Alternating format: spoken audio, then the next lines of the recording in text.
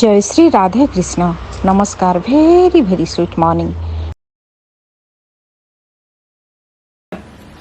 आज भाइब्रेशन जानिबा तो पेज ऑफ पेंटाकल्स आसूची ए पेज ऑफ पेंटाकल्स इंडिकेट करूची जे आज आपण बहुत कथा सुनिया पई कि ट्राई करंतु। आपण सब बळे कहूचंती अन्य मानक सब कहि चलंती आज स्टॉप करंतु। नेचर रो किछि नेचर को सुनंतु, बहुत शिक्षा मिलिबो।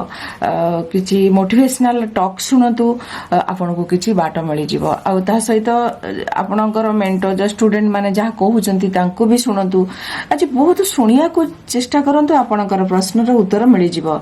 किछि म्यूजिक भी सुनंतु, शांत लागो। किछि मंत्र भी सुनंतु, आपणको पीस फील करिवो। आ आपण किछि रोमांटिक म्यूजिक सुनंतु, खुशी भी लागिवो। ता सहित जो माने जो बळे हील करिया को चाहउचंदी, आज हीलिंग रो पावर होउची सुनिबा।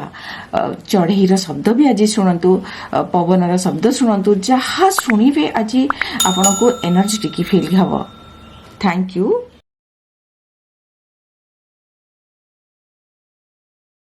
आज अच्छी चतुर्थी अच्छी आ मंगलवार अच्छी, आपको कहती मंगल चतुर्थी स्नान। मंगलवार चतुर्थी पड़े अत्यंत शुभ होता है। आपणकर जदि किसी मानसिक अच्छी आपण आज नड़िया बसई पारे। आ से नड़िया हूँ नासी संपूर्ण नड़िया कोठी टिके भी कटा ही नथिबो। से ए नड़िया को आपण गंगा जल रे धोईदेवे, ता देहरे स्वस्तिक सिंबल करिवे। ता देहर सिंदूर भी ऊपर तले सब आड़े लगेदेवे। चारिकड़ गोटे राउंड करिकी सिंदूर मध्य लगेबे। लाल सालुकनारे गुड़े देकी आपण ए नड़िया को कलश उपर बसई पारिबे, नले खाली भी नड़िया आपण गणेश भगवान को पाखरे बसैबे। आज गणेश भगवान को जदि 108 दुब चढ़ेबे, किछि कर्मर बाधा आसूची, बाधा भी दूर हबो। संकल्प नड़िया बसई पारिबे। गणेश भगवान को ओं गं विघ्न नाशनाय नमः एई मंत्र जप करिकी गणेश भगवान को आपण आज नड़िया अर्पण करंतु। नड़िया बाड़ेइबे, नड़िया रखिदेवे। काम हो सारा पर नड़िया को पानी रे विसर्जन करदेवे। प्लस आज गोटे नड़िया बाड़ेइबे। जय गणेश काटे कलश यही मंत्र कहीकि एकाथरे नड़िया बाड़े दिंतु। जदि काम किसी बाधा आसूची कि काम होनी, आपणकर प्रोब्लेम होउची, सी जगार बाड़े दिंतु गोटे नड़िया। ता सहित आपण आज 108 दुब अर्पण करेंगे। जदि आगू को किसी काम अच्छी, से काम भल हवापाई कि भगवान को प्रार्थना करंतु। दुब नहीं आसतु, गंगा जल रे धोई दिंतु। गुड़ तादरे कला राशि पकईकी दीपटे जड़े देकी गोटे गोटे 108 थर गणेश भगवान को अर्पण करिवे। ओं गं विघ्न नाशनाय नमः मंत्र रे जितरे 108 सरीगला, पूरा गणेश भगवान को पाखरे मंगलवार आज होल डे रखिए। बुधवार दिन सकाळू ए दुब को लेकिन गाय को सबू खोईदेवे। गाय जदि खाईदेला बहुत आशीर्वाद मिलिबो, आपन को काम हो जिवो किबा किछि आशीर्वाद आपन को निश्चय मिलिबो। मंगलवार सबु देवदेवी को, जो देवदेवी सिंदूर लगाती सिंदूर अभिषेक करें। स्पेशली आज गणेश भगवान चतुर्थी तिथिर अधिपति गणेश। आज विद्यार्थी माने गणेश जंत्र गोटे नहीं आसतु। छोट एक गणेश भी आणवे, जंत्र उपरे गणेश को रखिकी आपण आज पूजा करंतु। सिंदूर लगेबे। ओं गं गणपतये नाम जप करेंगे। गणेशंकर शक्ति नेले बुद्धि विद्या प्राप्ति होता है। राशि लड्डू प्रसाद चढ़ेकी गणेशंकर राशि लड्डू खाइले मध्य बुद्धि ज्ञान विकसित होता है। ये कार्य मध्य आज करें। आज ठारू आरंभ करिकी रेगुलर बेसिस रे करेंगे। गणेश जंत्र को रेगुलर छुईकी ओं गं गणपतये नम कहीकि विद्या आरंभ कले मध्य विद्यारे सफलता मिलता है।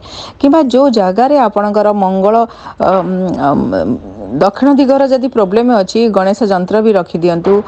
मंगल जंत्र मध्य आज पूजा करिकी मध्य दक्षिण दिगरे लगे दिंतु।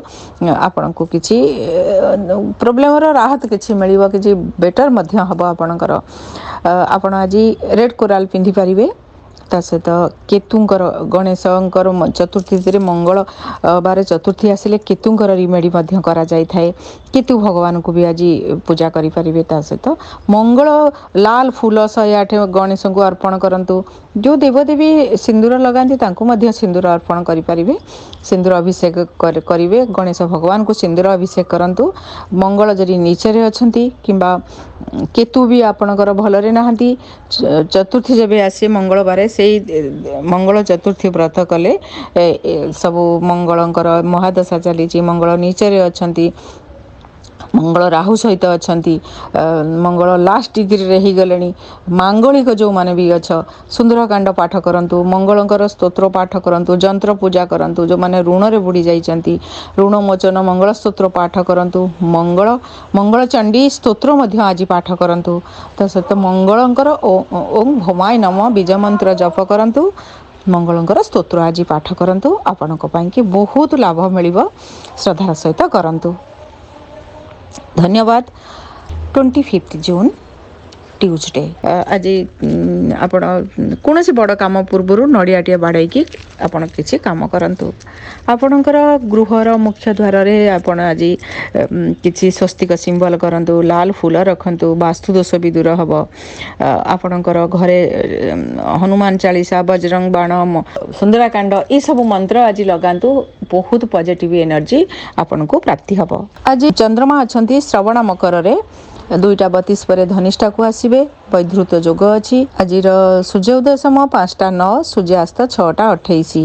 ଆଜିର ଶୁଭ ସମୟ 5:13ରୁ 6:52, 9:37ରୁ 12:15, ସନ୍ଧ୍ୟା 6:25ରୁ 7:08। ଏହି ସମୟରେ କିଛି ବି କାମ କରିପାରିବେ, ଶୁଭ ଫଳ ପ୍ରାପ୍ତି ହେବ।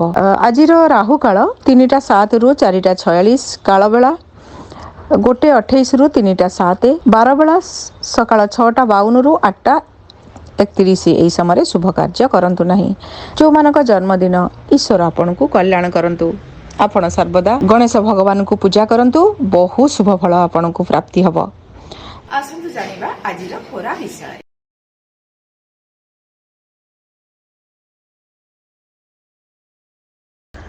ମେଷ ରାଶି, କର୍ମକୁ ଆଜି ଗୁରୁ କରିଦିଅନ୍ତୁ। ଦିନ ଭଲରେ ଯିବ। ଗୋଟିଏ ଦିନ ବି ବେଷ୍ଟ କଟେଇଲେ ବି ବହୁତ ଶାନ୍ତି ମିଳିଥାଏ। ତାପରେ ଧୀରେ ଧୀରେ ଆପଣ ବେଷ୍ଟ କରିବାକୁ ଟ୍ରାଏ କରିବେ। ଆଜି ବହୁତ କାମ କରନ୍ତୁ, କିଛି ବି କାମ ଛାଡ଼ନ୍ତୁନି।